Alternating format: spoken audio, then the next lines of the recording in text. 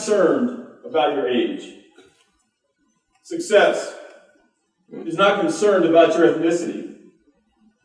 Success is not concerned about your gender. Success has absolutely no respect for your socio-economic status. Success certainly doesn't care where you come from. Success is only interested in one thing. And that one thing is what you're made of. We are not the sum total of our environments. We are not the sum total of our predisposed genetics. However, I am of the opinion that we are the sum total of our thoughts. And success or failure are typically one thought away. This information that I'm going to share with you is not new, but it's certainly worth revisiting. I'm going to stand on the shoulders of the giants of yesteryear, those who have come before me. Andrew Carnegie, Napoleon Hill, Dr. Seuss, Henry Ford, and Jesus Christ. As a coach for 28 years, I've had the opportunity to watch and to also assist individuals, teams, and organizations achieve unprecedented levels of success. I've also had the opportunity to experience triumph and tragedy. I've watched fear, apprehension, self-doubt creep in. When victory was in sight, I've watched myself shrink to mediocrity. This is a place where our fears and our dreams collide. I'm of the opinion that life is good, and life is good all the time. In fact, today I'm wearing my happy socks.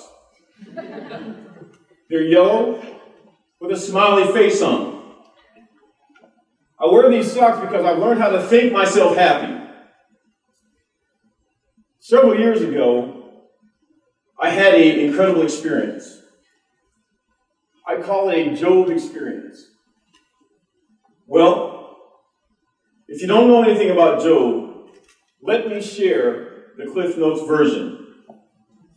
One day, God and the angels, they're hanging out in the holiest of the holies.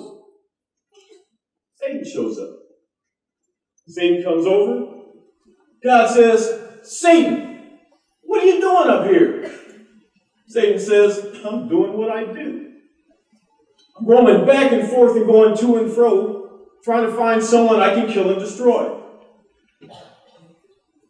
God says, Satan, have you considered my good servant Job? Well, unbeknownst to Job, he becomes a principal player in a battle of good versus evil. Scripture suggests that Job loses everything. He loses his children. He loses his livestock. His wife says, why don't you turn to that God of yours and die? Job loses his friends, and then ultimately he loses his sense of self. Well, according to Napoleon Bonaparte, there are 15 minutes in every battle that will determine the outcome of the war. I had a similar experience, and my 15 minutes lasted for 3 long years. January 1998, our daughter was born premature, 2 pounds, 9 ounces, about the size of my hand. She came home in June after being in the NICU for 6 months.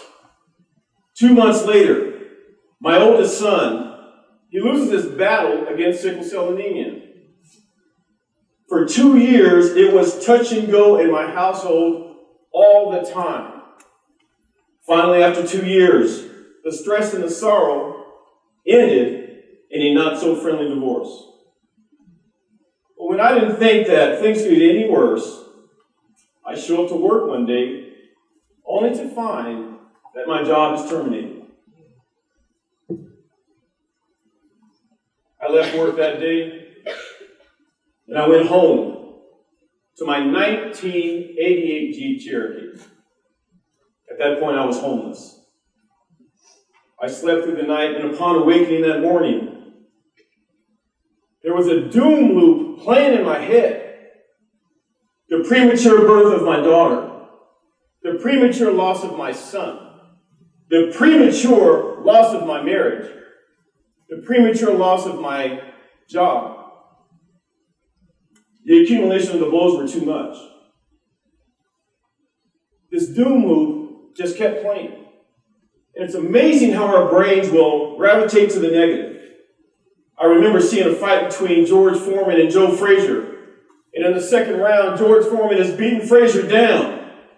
There was a host or an anchor whose name was Howard Cosell. And he said, "Down goes Frazier! Down goes Frazier!" And he said it with such an intensity and urgency as if though if the referee didn't stop the fight, he was concerned for Joe Frazier's life. Well, my own internal referee had said, "Down goes Charmas. Down goes Charmas. Down goes Charmas." I thought I was a battle-tested warrior, but I have to tell you the truth and be transparent. I didn't have the courage nor the strength to continue this fight.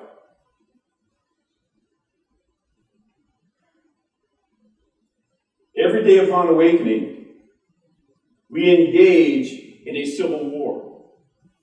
This civil war takes place in our minds. Therefore, the mind is the battlefield. Our brains process between 45 and 60,000 thoughts per day. Up to 80% of those thoughts are repetitive.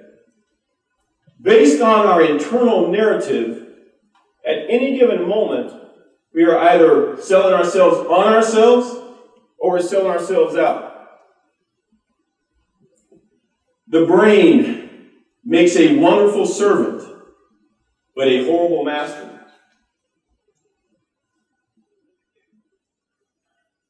This civil war continued and continued and continued. I came to the conclusion that it was very, very difficult to continue along that pace and that pattern. In essence, my biography had become my biology. Our actions can be no wiser than our thoughts. Our thinking no greater than our understanding.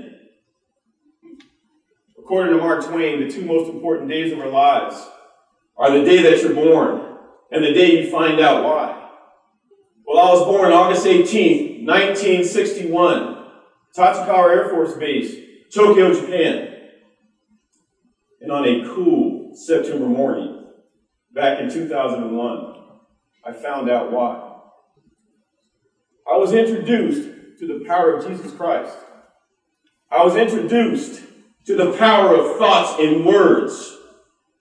I came to understand this, that words and thoughts carry absolutely no value. We assign them the value based on our response and based on our experiences. In my profession, there's a rule of human performance. And that rule is the 595 human performance rule. The rule suggests that sport is 95% physiological, 5% psychological, but the 5% controls the 95. I've adopted this same human performance model for life. At the end of the day, what I've come to find out is this. Our mental physiology is our greatest predictor of success. So what does that mean? It's based on how we think, what we say, followed by what we do. Think. Henry Ford says, If you think you can or you can't, you're right. Napoleon Hill says, as a man thinketh, so is he. 2 Corinthians 10 verse 5 says that we can command our thoughts to become obedient. Proverbs 23:7 says this, as a man thinketh, he become. This word say, please pay attention to this aspect of the communication. With sound, there is an inherent power. Most of us are not familiar with this term. We've heard the word abracadabra, but we don't know what it means. It's not mystical. It's not some magical thing. It's an Aramaic term that means this. As I speak, I create. As I speak, I create. 1 Peter 4 verse 11 says that if speaking is your gift, then speak as if though God himself were speaking through you. My friends, I know that WWW stands for World Wide Web, but not in my world. It stands for win with words. Win with words. In addition, it stands for witness, witness, witness.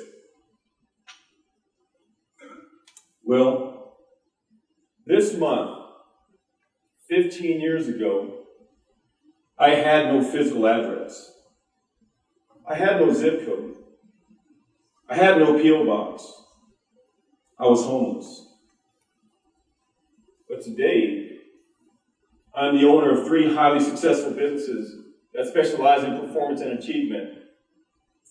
And by the way, I'm on TED. Imagine that.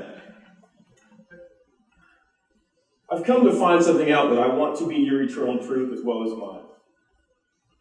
As a coach, and I mean not just an athletic coach, but a mentor coach, a teacher coach, a pastor coach, whatever kind of coach, your lifetime value and my lifetime value will never be determined in the win-loss column.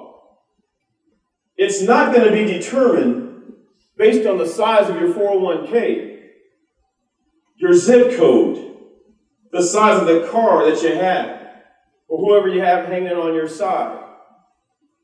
There is but one currency in this world, just one, and that currency is people. Our lifetime value will only be determined based on the number of lives that we have impacted positively. Today, I am the decisive element in my community, in the classroom, in the workplace, and in this ballroom.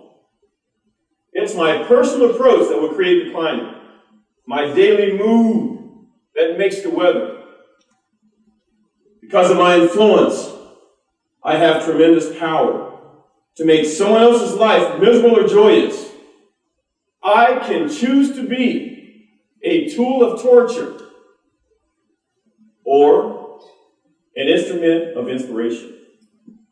I can choose to humor, to hurt, or to heal. Who am I? I am your thoughts. Success doesn't care about your age. Success doesn't care about your ethnicity. Success is not concerned with your gender. Success certainly doesn't care about your socio-economic background. Success doesn't care whether you live in a Jeep. Success is only concerned about one thing. And that one thing is what you're made of. My friends, I'm going to leave you with a quote by the Stoic philosopher Epictetus. Epictetus was born a slave, and he went on to teach great minds like Marcus Aurelius, better known as Caesar. He says, and I quote, "Tentative efforts lead to tentative outcomes. Therefore, give yourself fully to your endeavors. Decide to construct your character through excellent actions. Determined to pay the price of a worthy goal. For the trials that you've encountered have introduced you to your strengths. Remain steadfast. And one day, you will build something worthy, something that endures, something worthy of your potential. My name is Charmas Lee. Thank you for your time, and I build champions.